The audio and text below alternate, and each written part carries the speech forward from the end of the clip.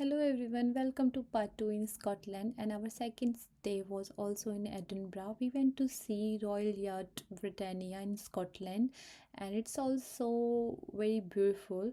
As soon as we started our journey, the whole road was empty, and I was so excited to see this. थोड़ा हम आगे चल के I was able to see the trams because मैंने London में नहीं देख पाई, London में होते ही नहीं हैं, बट यहाँ देख के मुझे बहुत एक्साइटमेंट हुआ क्योंकि मैंने कभी नहीं देखा था। फिर हम अंदर गए तो हमें उन लोगों ने फ़ोन दे दिए, it just to give some information, direction, instruction over the phone because ship is such a big one, so they can't come and give you direction. और ये जो था फ़ोटो, उसमें वो बता रहे थे कि शिप 1997 से यहीं पार्क है, जब मैं पैदा भी नहीं हुई थी तब से यहीं पार्क है, क्योंकि रॉयल फैमिली ने इसको म्यूज़ियम में कन्वर्ट कर दिया है और अब ये सबके लिए अवेलेबल है, सब देख सकते हैं पब्लिकली, आप इसको एक्सप्लोर कर सकते हैं। और ये ट्रिप का टॉप मोस्ट लेवल था, यहाँ से व्यूज़ बहुत ही अमेजिंग थे, वेदर बहुत प्यारा था। Someone can stand here for hours and just lost in the beauty of nature. उसके बाद मुझे अंदर जाने का कोई एक्साइटमेंट नहीं था, मुझे बस बाहर ही रहने का दिल था। इसने थोड़े फ़ोटो वोटो खिंचा लिए, थोड़ी देर के लिए पायलट बन गया। उसके बाद ये जो था, ये पायलट का लाइक कैबिन था, इससे वो पूरा शिप लीड करते थे। So it was also in like very detailed manner, so you can actually see the things how they are operating the ship. फिर हमने कुछ पिक्चर्स क्लिक किए, क्योंकि वेदर बहुत अच्छा था तो पिक्चर्स बहुत अच्छे आ रहे थे। फिर मैं बस ऐसे ही घूम रही थी, मुझे बहुत अच्छा लगा ऊपर। फिर हम अंदर गए, so I was able to see the pilot and co pilot room as well. So each room was like very detailed and very unique. उसके बाद यहाँ पे पुरानी कार भी थी जो काफ़ी टाइम से वहीं पे ही पार्क थी, और ये कुछ फ़ोटोज़ थे कैसे कार को अंदर लेके आया, फिर अगर उन्हें बाहर भी ले जाना होता है तो कैसे ले जाते हैं।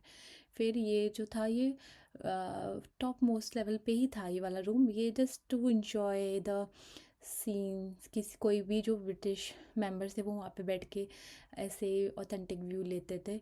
और फिर हम दोबारा अंदर गए, फिर दोबारा से हमने कुछ और रूम एक्सप्लोर करे जो बिल्कुल एज इट इज़ वैसे के वैसे हैं जैसे वो पहले हुआ करते थे। सो किसी को अगर हिस्ट्री में काफ़ी इंटरेस्ट है तो उन्हें ये सब देख के बहुत मज़ा आएगा। फिर यहाँ से मैं दूसरे शिप को एक्सप्लोर कर रही थी। टेलीस्कोप बहुत ही ज़्यादा क्लियर था, सामने वाला शिप बिल्कुल साफ दिख रहा था। उसके बाद हमने ये डिनर टेबल देखा, यहाँ पे काफ़ी फेमस पर्सनालिटीज़ ने डिनर किया है। शिप बहुत ज़्यादा बड़ा था, अंदर ऐसे बहुत सारे लिविंग एरियाज़ थे, सो उनमें से एक वो ये था। और शिप के अंदर माइनर ओटी भी था, in case someone got injured on the ship so they can treat immediately. Or this one was the this one is for like ironing the clothes. So I was excited to see those machines. I don't know how they used to operate these, and it was the engine room finally. So उसके बाद मैंने सोचा कि अब चलते हैं, क्योंकि ship बहुत बड़ा है, उसे देखने के लिए 5 से 6 घंटे लगेंगे और हमें और जगह भी जाना था। फिर मैंने इसको भी बोला चलो चलते हैं। फिर मैं इसे लेके दूसरी जगह चले गए, and it was Scottish parliament. फिर वहाँ गए तो वहाँ पे फ्री एंट्री था, anybody can go from Monday to Friday I think so. But उसके बाद सामने वहाँ पे किंग्स गैलरी है, वहाँ से आप सामान खरीद सकते हैं, कुछ भी छोटा मतलब क्यूट क्यूट सामान मिलते हैं वहाँ पे। फिर then we went to Hollywood palace, it was such a beautiful palace, oh my god. It is surrounded by beautiful gardens, they have also given us headphone just to instruct us. And उनका ये जो red ribbon के साथ जो कुछ speaker दिया था वो बहुत क्यूट लगा मुझे। उसके बाद यहाँ पे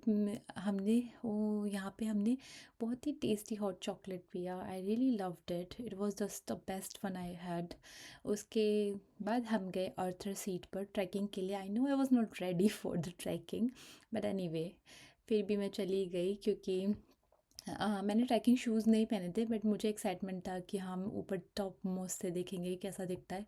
रास्ते में हमें लेक दिखे, बहुत ही प्यारे प्यारे व्यूज़ देखने को मिले। यहाँ से आपको सी और माउंटेन्स दोनों साथ में देखने को मिलते हैं। ये पूरा एडिनब्रा है, आप वहाँ से बिल्कुल साफ साफ देख सकते हैं। फिर भी हम चलते जा रहे थे क्योंकि अब हम ऊपर तक नहीं पहुँचे थे।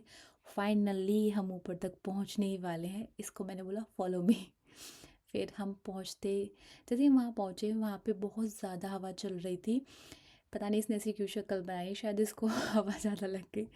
उसके बाद to reach the top and he has given me some flowers and some kisses. I was happy, and this duck was posing with me at the last thing.